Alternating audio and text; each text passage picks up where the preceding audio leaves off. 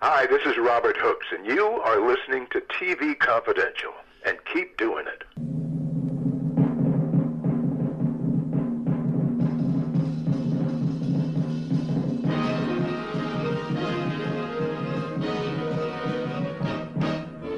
And Robertson with a reminder that Jerry Jewell will join us in our second hour. Jerry Jewell, Cousin Jerry on The Facts of Life, and Jewel, the cleaning woman, on Deadwood. Jerry will reprise her role as Jewel on Deadwood in the Deadwood reunion movie that is coming up later this month on HBO. Jerry Jewell is also part of the cast of Carol of the Bells, the new independent movie that also features Lee Purcell, Donna Mills, and Donna Pascal. Carol of the Bells will be one of the spotlight films at this year's Bentonville Film Festival, May 7th through May 11th in Bentonville, Arkansas. Jerry Jewell will join us in our second hour. We hope you'll stay tuned for that. In the meantime, we'll take a look at this week in TV history in just a second. But first, before we leave the subject of Star Trek, I want to tell you that Volume 1 of These Are the Voyages, Star Trek the Original Series by Mark Cushman, Volume 1 of These Are the Voyages is now available as an audiobook through Jacobs Brown Media Group. These Are the Voyages, Volume 1 is narrated by Vic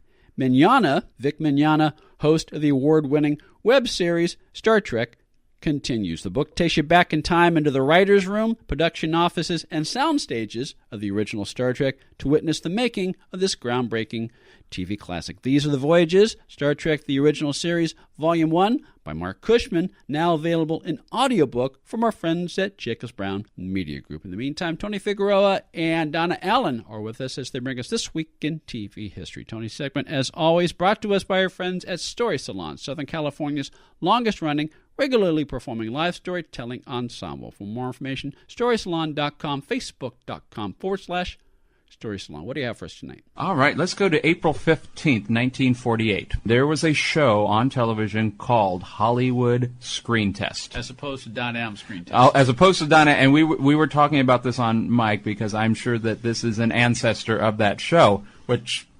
Let's go down a little chronology in a moment, because I think we might have to explain Don Adams' Screen Test. But Hollywood Screen Test, and I have a short description here, it's a TV talent show, and it debuted in 1948. Unlike other talent shows, this program featured aspiring professionals. So this was not Ted Mack. And this was not pure amateurs performing, but they would be doing comedy and drama sketches with established stars like Grace Kelly, Jack Klugman, and Jack Lemmon. Those three got big breaks on that show. Okay, so those are aspiring performers who got their first notice, national notice. I also find it interesting, Jack Klugman and Jack Lemmon, both associated with The Odd Couple. Mm-hmm. That's right. Not just the fact the same first name. Yeah. Oh, so wait a minute. This was precursor to some reality TV. Yeah, I would say some of our talent-based reality. I think you're right. I think that's a fair thing to say. I would say, yeah, especially the singing competitions. Yeah. That we would definitely have that. That they have to show up with some chops. They can't just be thrown in there. But you also, let's look back. You were talking 1948. Mm-hmm. You have to keep in mind that television was already being perfected, but the Second World War put the kibosh on television for the duration of the war. Mm-hmm. So this is basically television getting its second chance in American homes. So, the number of households were not that great. There were probably more homes in New York that had TV. New York was the mainstay. There are probably more TVs in New York than the rest of the country combined. Yeah. In fact, we had talked about in the last segment, you brought up Lou Wasserman when we were talking about Charlton Heston. Yeah. He was the second guy to own a TV in L.A. Yes. First guy was a used car dealer. Yeah. And Lou Wasserman was the second owner, so the guy who basically, gave us shows like Jack Benny and Leave It to Beaver was the second guy to own the TV set. So, yes, and then in the middle of the country, television was not readily available as of yet. So we are talking about a time that would still be considered the golden age of television. Yeah. So things were a little bit more highbrow, a little bit more sophisticated. You would see foreign films, operas, symphonies, and so there was a different level. And I don't want to say this in a disparaging way. I'm just going to say it as fact. When the possibility of putting out coaxial cable across the country This is way before anybody even conceived satellites, but just laying out the coaxial cable across the country, and then people in the middle of the country could see television. Mm-hmm. They didn't necessarily want to see the symphonies and the operas and the foreign films. And so that's when a lot of people would say the golden age of television ended, because then television became something that had to be marketed to the mainstream. Mm-hmm. I remember having a broadcasting teacher say that the purpose at that point as a business venture was that you're catering to the mainstream, and he did some illustrations on the chalkboard and all that. And I asked him very naively as a young college student, I said, what's the difference between catering to the mainstream and selling out to the lowest common denominator? He paused for a moment and then looked at me and said, absolutely nothing. So, again, I'm not, and then, later on you have Newton Minnow saying things like vast wasteland. Yeah, well, But, so, we're talking about an era where there was, I'd say, more of an artistic venture. Yeah, well, it would be an interesting conversation to talk about what constitutes the golden age, because some people, that would mean different things to people, different people. Some people would say the end of the golden age of television was the end of the single sponsor type of shows where they owned the show. It was around, and that continued till about the end of the 50s, beginning of the 60s, when we went from single sponsor shows to the networks. Networks not only took more control of the shows, but they would sell the air spots to different sponsors, which some would say was more of an attempt to sell out to the masses. Yeah. Or broadcast to the masses. But to be fair, when I think it was Playhouse 90 did a drama based on the Nuremberg trial, and it was sponsored by the gas company. Yeah. I'm not being jokey. No. It was sponsored by the gas company, and the gas company said you can't show gas in a negative light. Yeah. And it's the Nuremberg trial. Yeah. On I Love Lucy, they could never say Lucky, because that competed with Philip Morris. Mm-hmm. And so oftentimes when they would talk about, Ricky got this Hollywood contract, wouldn't that be lucky for us? They would have to strike that from the script. So they couldn't say lucky, and they couldn't say pregnant. They couldn't say pregnant, yes. And then there was an attempt at a joke there, but yes. Yeah. Yeah, basically, Ricky couldn't get lucky with his own wife on television. There you go. Because she could wind up pregnant. And she did anyway. That's the desired effect. Yes. So, also, there was a variety show sponsored by Lux. And they had their Christmas special. I think the Lux Video Theater. Yes, the Lux Video Theater, thank you. And the last number was supposed to be Joy to the World. And Joy was a competitor. It's still out there, right? Joy dishwashing liquid. Palmolive to the world. Yeah, yes. I think they wanted them to sing Lux to the World. Yes. Which, and to be, I wasn't there in the room, but it's like you saying Joy to the World, you think Christmas. Right. You say Lux to the World. Oh, they can't say Joy. So, but that's how it worked. And also, what would constitute standards and practices for the network level would come in. I would say the sponsors, their sense of standards and practices was not to present our product in a negative light. Yeah. And then, then you would have other things. Yeah. But see, and again, just playing. And Philip Morris did not want Lucy smoking when she was pregnant before anybody knew that was a bad thing. Yeah. So they knew Did something. They know it was a bad thing? Yeah. According to Lucy, she could not smoke while pregnant because it made her nauseous. Yeah. We touched on this a few weeks ago when we had Josh Mills on the program. As long as you moved the brand, we were speaking specifically of Dutch Masters and Muriel cigars. As long as you moved the brand, it didn't matter what you said, or in the case of Ernie Kovacs, whether the spot had anything to do with the product itself. Yeah. It's just as long as you moved the brand and presented it in a good You keep in mind that he did an ad where somebody's being executed, and their last request was the Dutch Master cigar, and then that was if you were taking that to the table of the Sterling Cooper agency at the time, they probably people would have been fired for even suggesting the idea, but Ernie got away with it, and it was it was Ernie, and you could do that. Before we get too far off of the era, we kind of set the stage of what TV was like at that time. And we'll pick up that thread when we carry over our conversation about the premiere of Hollywood Screen Test, the precursor to the Don Adams Screen Test, and one of the earliest forms of reality television in our second hour. Tony Figueroa and Donna Allen are with us. We hope you'll stay with us as we continue our look at this week in TV history. Then Jerry Jewell will join us in our second hour as we talk about the upcoming Deadwood reunion movie that will premiere later this month on HBO. All that and more when we come back for hour number 2 of TV Confidential. Stay with us. Got a product or service that you want our listeners to know about? Become an advertiser or underwriter of TV Confidential and let our brand help promote your brand. For more information, go to televisionconfidential.com/advertise or visit the TV Confidential page at advertisecast.com. Hollywood Screen Test is presented by Best Foods Incorporated, makers of Hellman's Real Mayonnaise,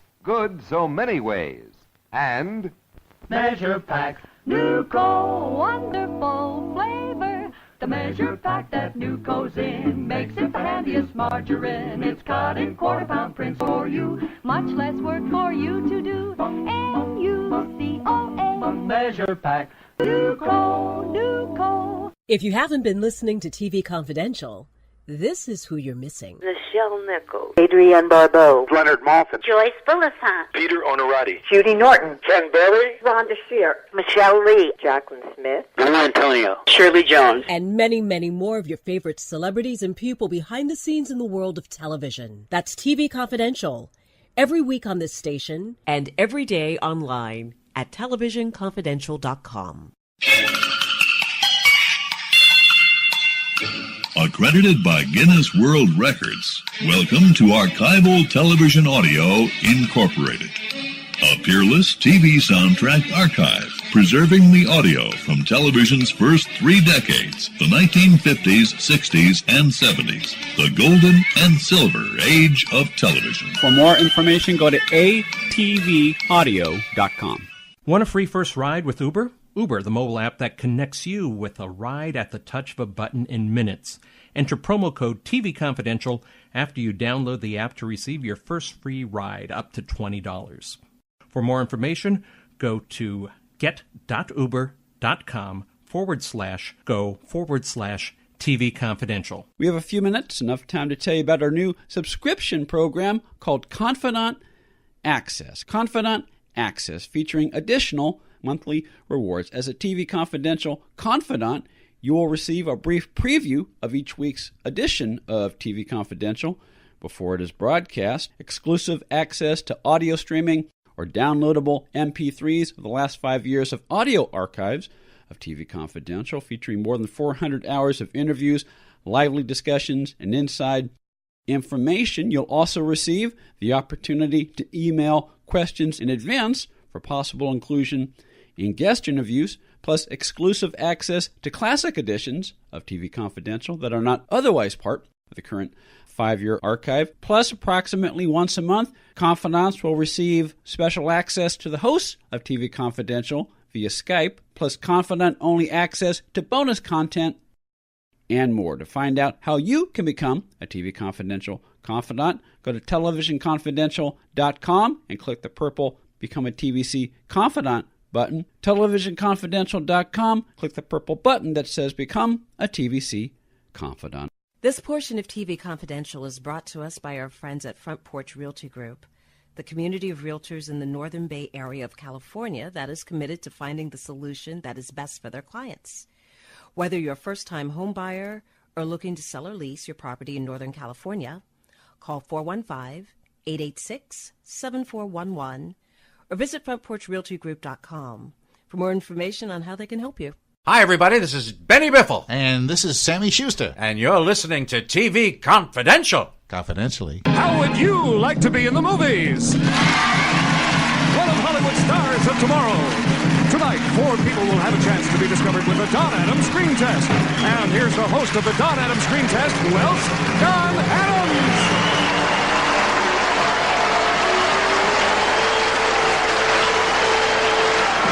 Good evening, movie fans, and good evening, everyone who's ever wanted to be in the movies. You've probably dreamt about it at some time, but how could you make that dream come true? Well, it helps to be in the right place at the right time. And the right place is here, and the right time is now. Ed Roberts with a reminder that Jerry Jewell will join us later on this hour. We hope you'll stay tuned for that. In the meantime, Tony Figueroa and Donna Allen are with us as we continue our look at the premiere of Hollywood Screen Test as part of This Week in TV History. Hollywood Screen Test, one of the earliest forms of reality television and the precursor to the Don Adams Screen Test. Tony? We were discussing off mic 2 shows that followed that kind of took the same concept that we had here. Yeah, one was called Lights, Camera, Action. It was one of the first shows, if not the first show, produced and directed by Walter Grauman, along with Alan Armour, both of which became well-known later on through their association with Quinn Martin. Mm-hmm. Quinn Martin Production. And like Hollywood Screen Test, Lights, Camera, Action was a showcase for aspiring performers. In one case, one of the aspiring performers who went on to make a name for himself was Leonard Nimoy.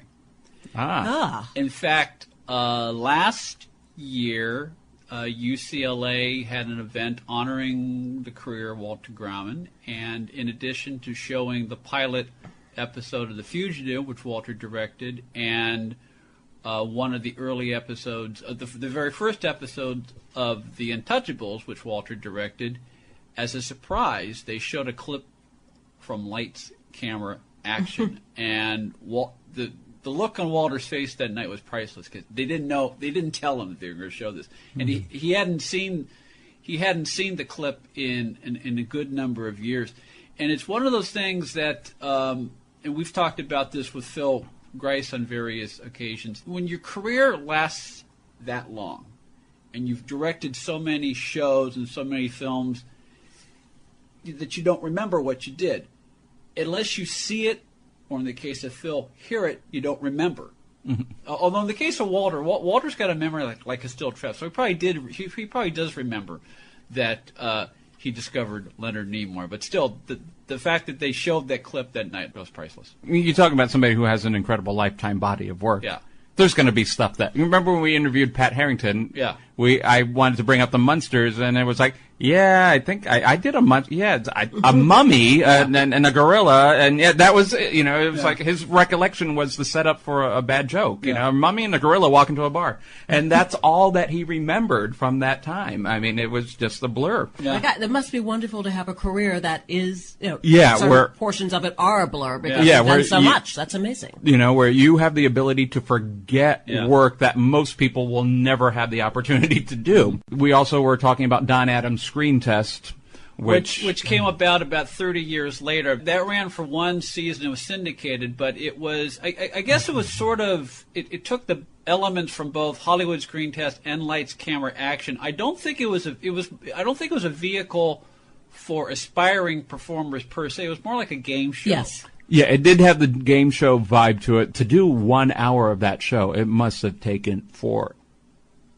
to get things going, because they do explain in the beginning of the show that all the contestants or the people there was a process going through, which I'm sure it was a little bit more complex than picking the people for The Price is Right in the parking lot of CBS Television City.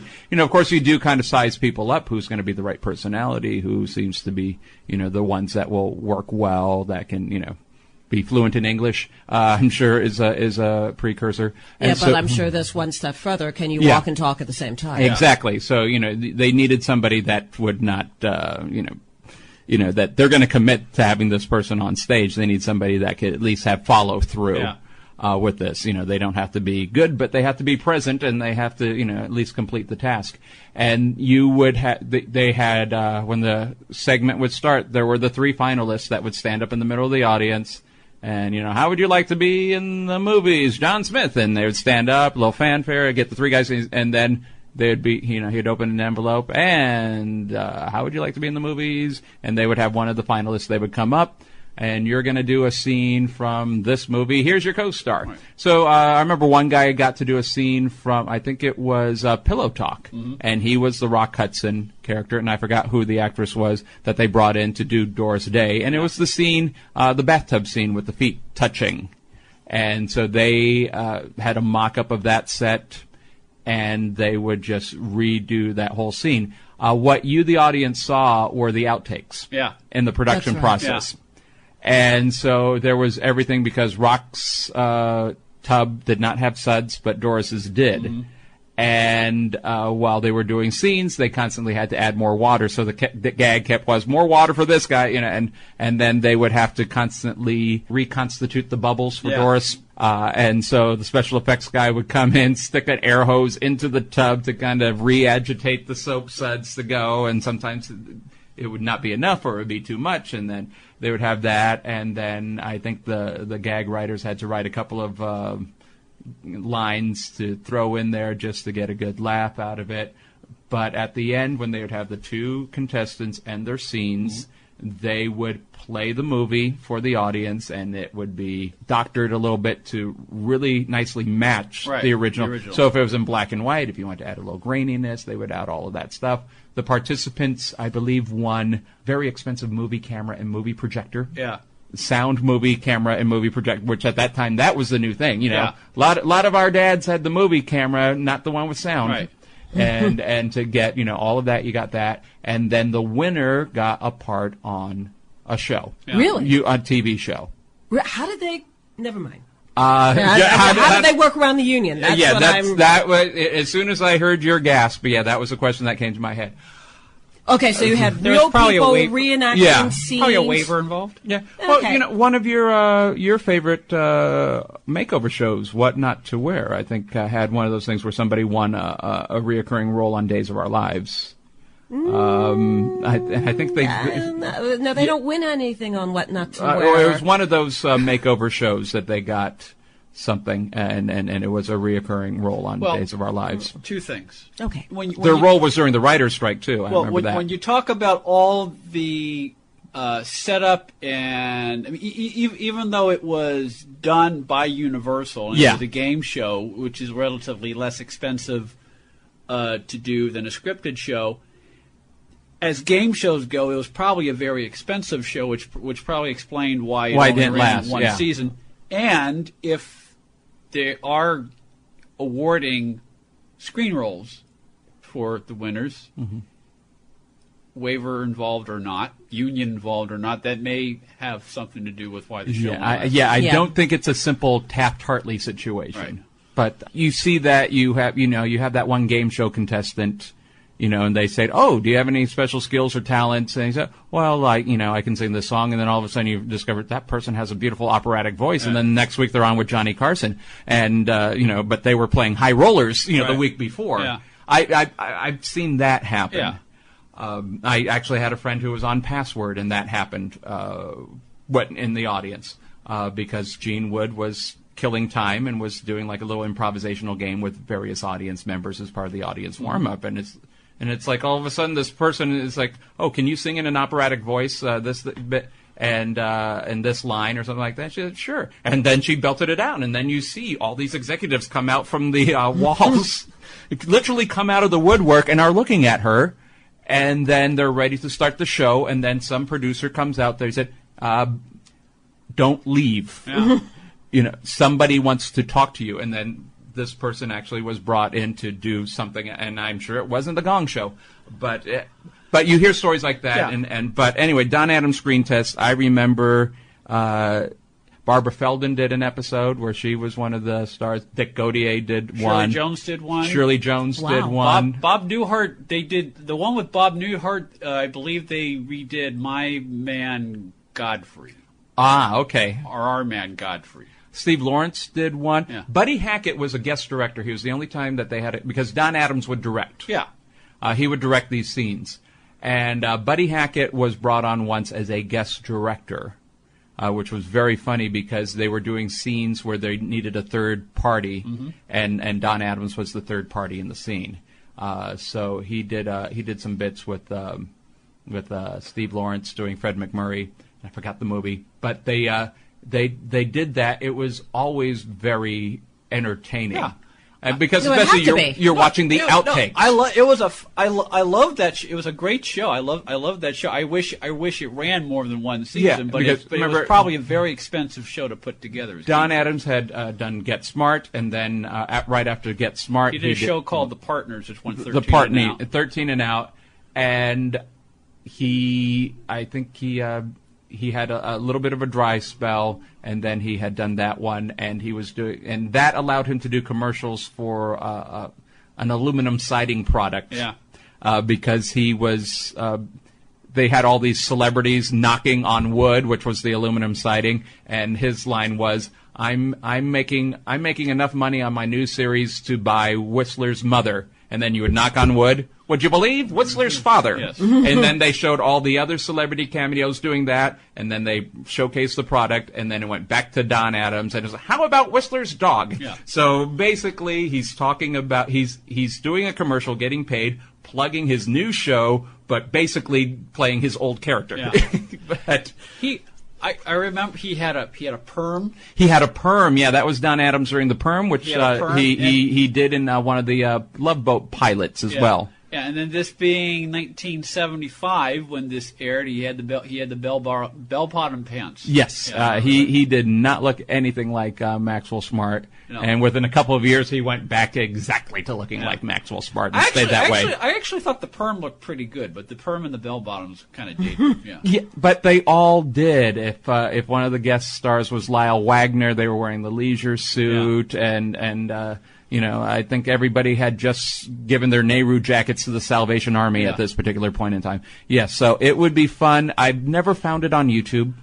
I would love to find it if when we put our pledges out there or our pleas out there, if you have this. I have never found it in any of my official sources or unofficial sources. Nobody has ever found copies of that. I know it did. It was a first-run syndication show, like you said. Yeah. But it did have a very limited syndication run on independent channels, and that was it. I think they did 22 shows. I think they did a complete season, and then they reran all 22, and then I've never heard of it. I saw it. I think KDOC aired it a couple years later locally here, which is now MeTV, and they would air it like right after the Little Rascals and the Three Stooges, and they aired it, and they had to put a huge disclaimer at the end that the program has ceased production.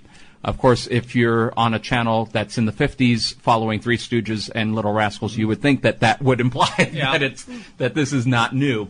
And the fashion certainly would imply that it's not new. But I do remember, because they always had the at the end of the show, they actually went through a legal disclaimer how the process went, and that basically, the outtakes were for the viewers' entertainment. They went through. I guess I'm sure this is some post Charles Van Dorn requirement that they have, and then there was a second disclaimer: the Don Adams Screen Test has ceased production and is no longer seeking applicants, and so they had to have a second one there. Okay, so the original show in 48 gave breaks to Jack Lemmon, Jack Klugman, and Grace Kelly.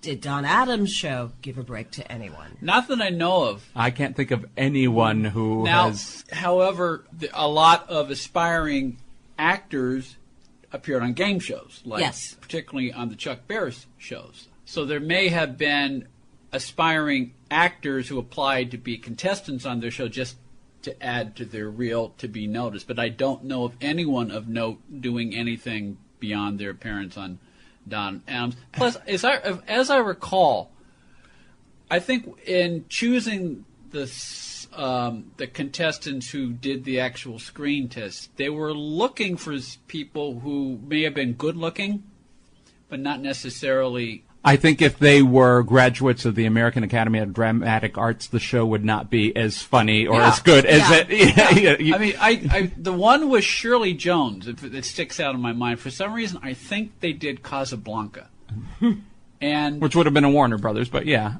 Okay, then it probably wasn't. It was a classic movie of that era that Universal owned. Yeah. Probably not Casablanca. Probably not Casablanca. But I could imagine they would have done The Thin Man. They would have done the Sherlock Holmes with Nigel Bruce and Basil Rathbone. They did the Pillow Talks. She was good. He looked good. Yeah.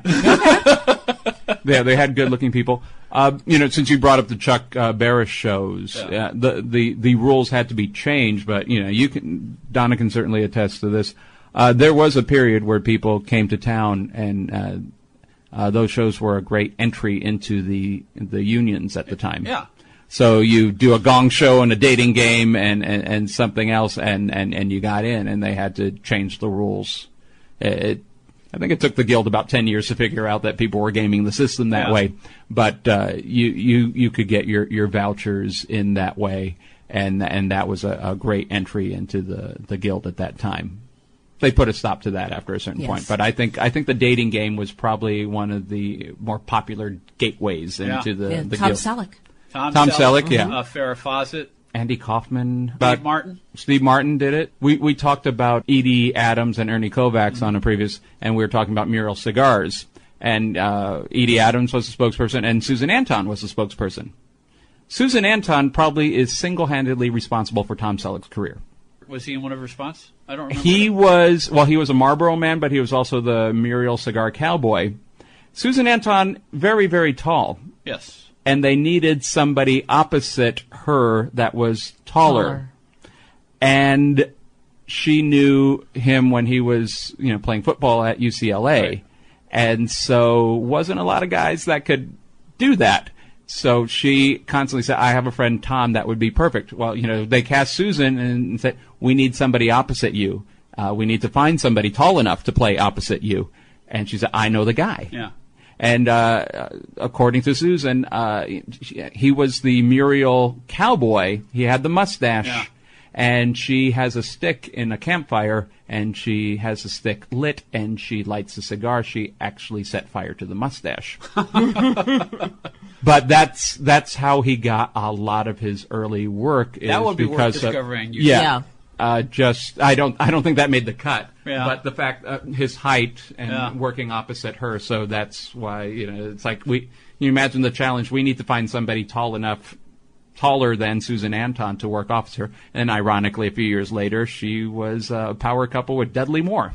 Yes. Didn't last long, but it was certainly an interesting sight to see. And but anyway, we were talking about that.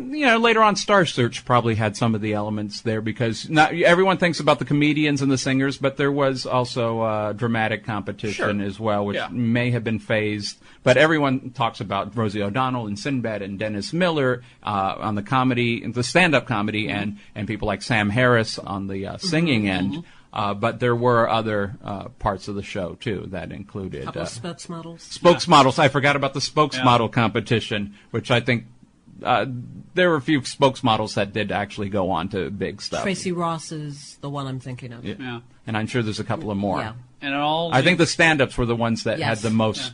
And it all leads back to Lights, Camera, Action. No, Hollywood Screen Test. 1948.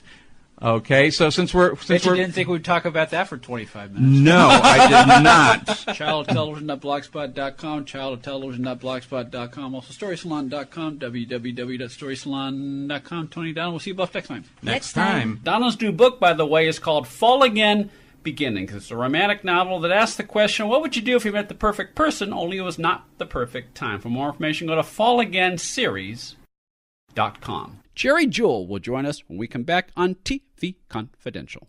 Buying or selling a home can be one of the most stressful things we'll ever do in life, but it doesn't have to be. And no one knows better than our friends at Front Porch Realty Group. They're a community of realtors serving the Northern Bay Area of California that cares about their clients as individuals first and foremost. Whether you're a first-time buyer or looking to lease or sell your property in the Bay Area, Front Porch Realty Group will help you through this important transition by providing you with the right information for your situation while lessening the pain. They also work with a network of realtors throughout California who provide the same high caliber of customer service. Call Front Porch Realty Group at 415-886-7411 for a realtor referral near you. You can also visit their website, frontporchrealtygroup.com for more information on the services they provide, including upcoming workshops and seminars. For more information, call 415-886-7411 or visit frontporchrealtygroup.com. Front Porch Realty Group. They'll find the solution that works best for you. Missed a show? We have more than 250 archived editions of TV Confidential available as digital downloads. For more information, go to shop.tvconfidential.net, shop.tvconfidential.net. One more item. January 23rd, 2019 marks the 100th anniversary of the birth of television's original genius, Ernie Kovacs. And to mark the occasion, our friends at Shout Factory have put together Ernie Kovacs, the Centennial Edition. Ernie Kovacs, the Centennial Edition, a 9-DVD box set that combines previously released volumes to bring you a cornucopia of Ernie's greatest and most memorable hits, including episodes from his NBC primetime show, his 5 classic ABC TV specials from the early 1960s, the rare color version of Ernie's legendary silent show, Eugene, the only existing filmed solo interview with Kovacs himself, Ernie's award-winning commercials for Dutch Masters cigars, plus a collection of short films, and a whole lot more. Ernie Kovacs, the Centennial Edition, is available now wherever DVDs are sold through our friends at Shout Factory. You can listen to this show all over again as a podcast on TuneIn, iTunes, Spreaker, SoundCloud, Stitcher, and other podcast platforms. Best of all, it's free. To find out how to subscribe to the TV Confidential podcast, go to the homepage at tvconfidential.com and click subscribe now.